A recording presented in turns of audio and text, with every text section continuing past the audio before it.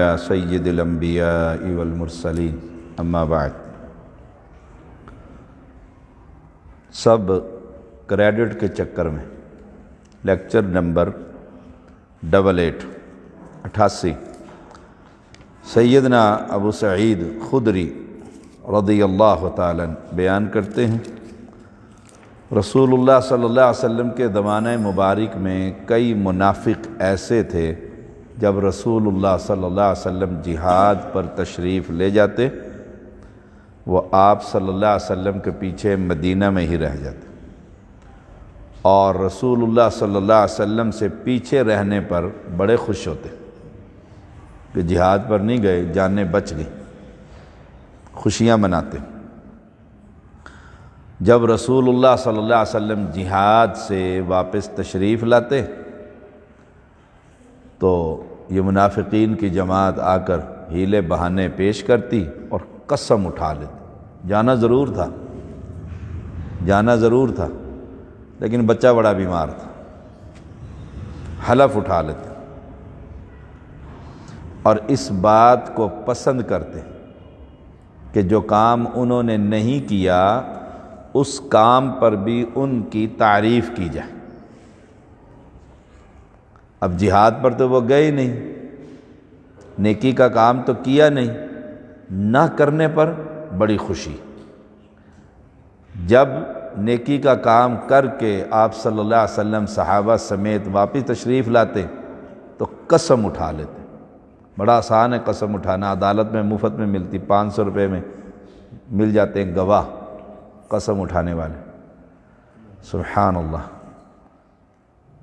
اور آپ صلی اللہ علیہ وسلم کی جو ناراضگی تھی اور غصہ تھا اسے ختم کرنے کی کوشش کرتے۔ قسم جو اٹھا لی، اب دل کا معاملہ تو اللہ کے ساتھ ہے، قسم اٹھا کر جب میں کہہ دوں تو میں نے ایسے کیا۔ اب خواہش یہ ہوتی کہ ہماری بھی تعریف کی جائے کہ جو پیچھے رہ گئے ہیں وہ بھی کسی وجہ سے رہ گئے ہیں، ورنہ جانا انہوں نے بھی تھا، تعریف ہو گئی نا اس کی۔ یہ جو تم کر آئے ہو، جو پیچھے رہ گئے ہیں وہ بھی تمہارے ساتھ ہی تھے، لیکن انہیں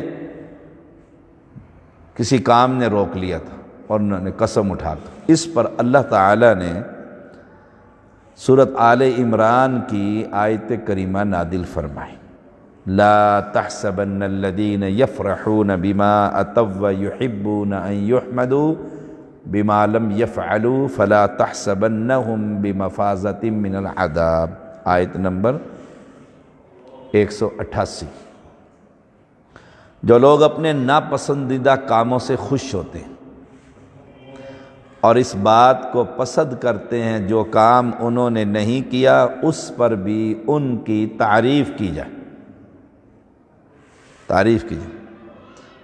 آپ صلی اللہ علیہ وسلم انہیں عذاب سے نجات یافتہ خیال نہ کریں، ان کو سزا ملے گی، کیونکہ دلوں کا راز تو اللہ جانتا ہے۔ دنیا میں کریڈٹ کے چکر میں جو نیکی کی گئی ہے اللہ کے ہاں اس کی کوئی قدر و قیمت نہیں۔ وہ تو دنیا کے لوگوں کے لیے کوئی تھوڑا بہت حصہ ڈالا بھی ہے تو سب سے بڑا نام اشتہار میں میرا ہونا چاہیے، کریڈٹ کا چکر میں سب سے بڑا، یہ کام میں کرتا ہوں، یہ میں کرواتا ہوں، یہ میں نے، اور کیا زبانی جمع خرچ۔ اللہ تعالی نے ایسے کردار کو منافقین کا کردار قرار دیا۔ اللہ اکبر، اللہ ہم سب کو محفوظ رکھے۔ نیکی کیجئے اور اللہ سے اجر پائیے، اور واقعی نیکی کی ہو تو کوئی تعریف کر دے تو ٹھیک ہے، اللہ اس جیسا کر دے۔ جیسے ہم نے فجر میں حدیث پڑھی، ایک جنازہ گزرا تو لوگوں نے تعریف کی، آپ نے فرمایا واجب ہو گئی۔ دوسرا گزرا، لوگوں نے برائی کی، آپ نے کہا واجب ہو گئی۔ پوچھا کیا؟ تم نے جو گواہی دی جنت اور جہنم واجب ہو گئی، لیکن کام کیا کچھ بھی نہیں، اور سب سے آگے چودھری صاحب وہی ہیں، کرنے والے بیچارے دوسرے ہیں۔ یہ لوگ خیر خواہی کا کوئی کام نہیں کرتے، یہ شہرت کے بھوکے ہوتے ہیں، صرف شہرت کے۔ اور میں نے تو دیکھا ہے اس عملی میدان میں، جب تاریخ لی جاتی ہے خطباء سے تو وہ القابات لکھ کر دیتے ہیں، طوطی زبان، شعلہ بیان، فاضل نوجوان، پتہ نہیں کتنے سائقے اور لاحقے لکھ کر دیتے ہیں اس کے ساتھ اشتہار چھپا جائے۔ کئی اشتہارات کینسل ہو جاتے ہیں کہ ناظم اعلیٰ کا نام چھوٹا آ گیا جی علاقے کے، چودھری صاحب کا نام چھوٹا کیوں لکھا ہے، اشتہار ہی غلط، کینسل کر دو، نیا اشتہار چھاپو جس پہ میرا نام بڑا ہونا چاہیے۔ یہ ہے کریڈٹ کے چکر، اور یہ کردار منافقین کا کردار، یہ منافقین کا کردار۔ خواہش یہ ہوتی ہے کہ کام دوسرے نیکی کریں، کھاتے ہمارے میں ڈل جائیں، کھاتے ہمارے میں ڈل جائیں۔ چودھری صاحب نے مسجد بنائی ہے، کھاتے ہمارے میں ڈل، چودھری صاحب نے یہ سارا کام کروایا، جتنے یتیموں کی کفالت ہے چودھری صاحب کر رہے ہیں، کیا ایک آٹے کا گٹو اور لکھا 40 خاندانوں کی کفالت۔ جی میں دیکھیں جی، آپ جا کر سارا ہم ہی کر رہے ہیں، آپ جا کر دیکھ لیں عبدالعزیز ٹرسٹ کو، سارا ہم ہی کر رہے ہیں، اور جب فائل کھول کے دیکھو تو ایک راشن لکھا ہوتا ہے، باقی آپ دوسرے لوگوں نے دیا ہوا ہے، تو کھاتے میں میرے ڈل جائیں جی میں کر رہا ہوں۔ یہ کردار منافق آدمی کا کردار ہے، اللہ ہم سب کو محفوظ رکھے۔ سیدہ عائشہ رضی اللہ تعالی عنہا بیان کرتی ہیں، ایک عورت نے عرض کی اللہ کے رسول، اگر میں لوگوں سے یہ کہوں، یہ عورتیں بالخصوص توجہ سے سنیں، اگر لوگوں سے میں یہ کہوں مجھے یہ سارا سامان میرے خاوند نے دیا، میرے خاوند نے دیا یہ سارا سامان، حالانکہ اس نے وہ مجھے دیا نہیں۔ عورتیں کیا کرتی ہیں، جس کی 2 بیویاں نا، تو گھر میں جتنے شاپر پڑے ہوئے ہیں نا، کام کرنے والی آئی، اس نے کہا آج تو بڑی خریداری کی تھی، کہتے ہیں ہاں میرا خاوند لے کر آیا، بے شک اس میں سردیوں کے کپڑے بند کر رہی ہوں، وہ وہاں سے کام کر کے ہٹی، دوسرے گھر میں گئی دوسری بیوی کے پاس، اس نے کہا تیرے گھر کچھ نہیں آیا، ادھر تو شاپر ہے ہمیں 5۔ اب اس کو تکلیف دینے کے لیے جھوٹ یا پھر اکثر ہمارے پاس شکایتیں جو آتی ہیں معاشرے کی کہ جی کرتا سارا کچھ میں ہوں، اور بیوی کبھی نام نہیں لیتی، کہتی ہے میرے بہن نے دی، میرے بھائی نے دی، میرے ماں نے دیا، میرے باپ نے دی، خاوند وہ تو آئی نہ کٹھو، وہ تو دیتا ہی کچھ نہیں، کماتا ہی کچھ نہیں۔ ایسا ہی سوال ایک عورت نے امی عائشہ رضی اللہ تعالیٰ عنہ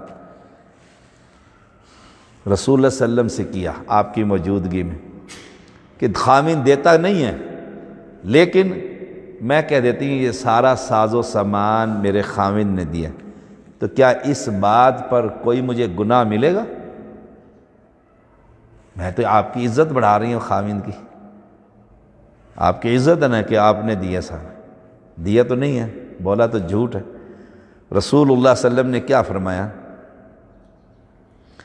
المتشبع بما لم يعط کلابس ثوبی زور،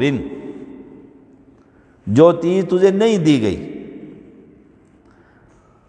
تو جھوٹ کے 2 کپڑے پہننے والوں کی طرح ہے۔ یہ جو چیز دی ہی نہیں گئی ہے تو خاوند کے ذمہ لگا رہی ہے، دی خاوند نے ہے، ساری عمر عورت کہتی رہے گی میرے ماں باپ ہی دیتے رہے ہیں، خاوند نے تو آج تک کچھ دیا ہی کوئی۔ کیا ہے؟ جھوٹ کے 2 کپڑے، اور جھوٹ بولنے والے شخص یہ جبڑے جو ہے آگ کی کینچیوں سے کاٹے جائیں گے جہنم میں، اتنا بڑا گناہ۔ اور روزے کا مہینہ ہے رمضان کا، من لم یدع قول الزور والعمل به، جو شخص جھوٹ نہیں بولتا اور اس کے مطابق عمل کرتا رہتا ہے، اللہ کے ہاں اس کے پاس کوئی شے میں بھوکا پیاسا ہی پھرتا ہے۔ فلیس للہ حاجہ، اللہ کو اس کے بھوک اور پیاس کی کوئی ضرورت نہیں کہ اس سے ایک جھوٹ ہی نہیں ختم ہوتا۔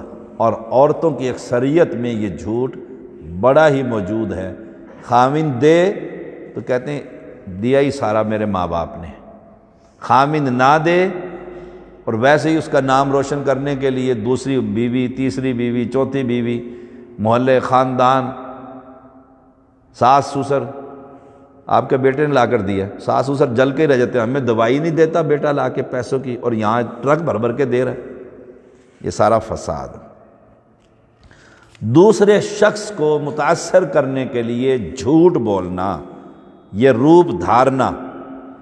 آدمی فقیر ہو اور باور کرائے میں خاندانی رئیس ہوں، لا حول ولا قوت الا باللہ۔ کمال کا آدمی فقیر ہو اور باور کرائے میں خاندانی رئیس ہوں، خاندانی رئیس۔ دیکھیں کائنات کے سب سے بڑے امام محمد الرسول اللہ صلی اللہ علیہ وسلم فرماتے ہیں، مجھ سے کیوں گھبراتا ہے بھائی، میں سوکھی روٹی کھانے والے کا بیٹا۔ اپنی والدہ کے بارے میں فرمائے۔ اور قوم اور خاندان وہی زندہ رہتے ہیں ہمیشہ جو اپنی سابقہ تاریخ یاد رکھتے ہیں کہ ہم کون تھے، ایک ٹائم کھانا ملتا تھا، ایک نہیں ملتا تھا، آج اللہ نے دیے، آج اللہ نے دیے۔ میرے ابا جی رحمہ اللہ کے پاس ایک سائیکل ہو جاتی تھی، اور بچپنے میں مجھے وہ سائیکل مل جاتی، عید کا دن ہوتا تھا، سائیکل چلانے کو مل گئی، اور ابا جی مارتے تھے، یہ مارے گا کہیں توڑ دے گا، خراب کر دے گا، میں نے جانا ہوتا ہے سفر پہ۔ اللہ نے آج دیے تو یہ آج دیے، خاندانی رئیس نہیں۔ اب میں باور کراؤں جی نسلاً ہم خاندانی رئیس ہے تو جھوٹ بہت بڑا، یہ منافق کا کردار ہے۔ یا کوئی شخص لمبی تسبیح، جبہ، دستار اور ایویں جھکا ہوا، اور بس پتہ لگے بڑا ہی صوفی صاحب ہے، بڑا ہی نیک ہے۔ حضرت عمر کے سامنے ایک نوجوان ایسے آپ نے کوڑا لے کے پیچھے کمر میں مارا، سیدھا ہو کے چل، سیدھا ہو کے چل۔ جو تقویٰ ہوتا ہے نا وہ ویسے ہی چہرے پر نور لے آتا ہے، اسے صوفی بننے کی ضرورت نہیں ہوتی کہ اپنے اوپر لبادہ اوڑھے۔ تقویٰ انسان کے چہرے پر نور لے آتا ہے، دل کی پاکیزگی کا باعث بنتا ہے۔ یہ حدیث ہے صحیح بخاری کی 5219۔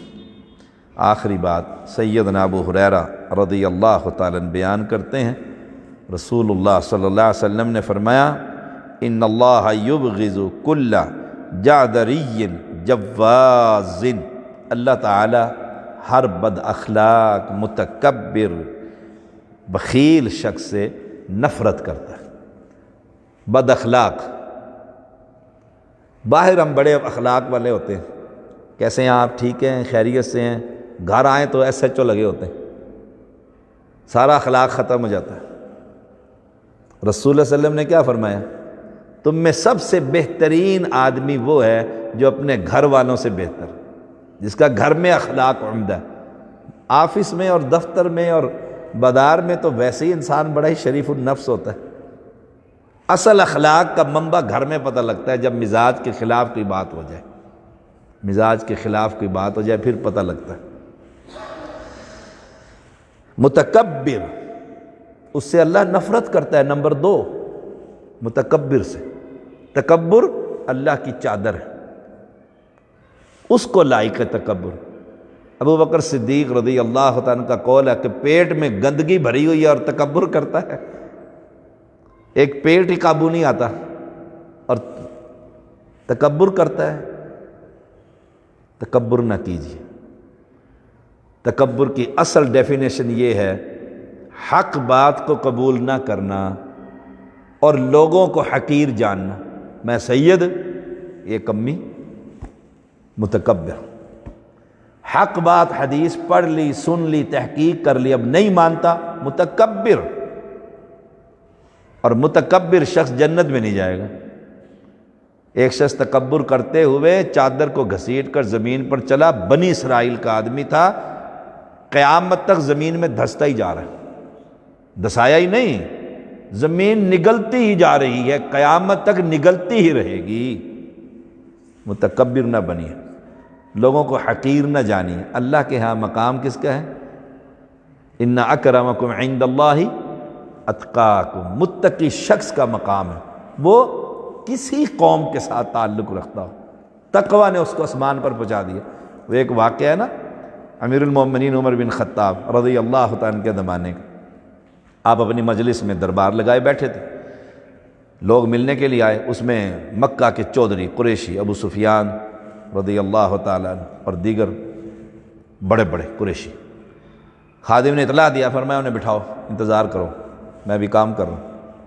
آدھا گھنٹہ گزر گیا، کافی ٹائم گزر گیا، بلال حبشی وہ آ گئے۔ غلام نے جا کر کہا بلال، کہا فٹافٹ اندر کرو، اندر بلاؤ اس کو، اندر بلا لی۔ قریشی کو غصہ آ گیا، قریشی کہنے لگے ہم قریشی سردار مکہ کے چودھری، یہ ہمارا غلام۔ اس وفد کے اندر سہیل رضی اللہ تعالیٰ عنہ بھی تھے، انہوں نے کہا غصہ نہ کرو، جب تم بتوں کے پجاری تھے یہ بلال اللہ کی عبادت کرتا تھا، اس کا تقوی اس کو ہم سے پہلے اندر لے گیا، اس کا اسلام لانا۔ امیر المومنین نے یہی دیکھا ہے، ہم تو ڈنڈے مارتے تھے مسلمانوں کو، کتنا ظلم کرتے تھے، ہم تو پیچھے سے اٹھا کر قتل کرتے تھے ان کو، اس کا ایمان اس کو آگے لے گیا۔ تو ذات پات نہیں تو تکبر، اللہ ہم سب کو محفوظ رکھے۔ بخیل، بخل کرتا ہے وہ شخص، بخیل ہے جو رسول اللہ صلی اللہ علیہ وسلم کا نام سن کر آپ پر صلی اللہ علیہ وسلم نہیں پڑھتا، بخیل ہے وہ شخص، اور اسے اللہ نفرت کرتا ہے۔ بخیل ہے وہ شخص جو مال کو الذی جمع مالا وعددہ، اور اپنی اولاد پر خرچ نہیں کرتا، بخیل ہے۔ بخیل ہے وہ شخص جو اپنے آپ پر خرچ نہیں کرتا، پیسے بیمار ہے کہ نہیں، دوائی دی کوئی لوڑ نہیں، نہ اپنے آپ پر، نہ اولاد پر، نہ اللہ کے راستے میں۔ تو اللہ تعالیٰ ان چاروں چیزوں سے ہمیں محفوظ رکھے۔ وآخر دعوانا الحمدللہ رب العالمین۔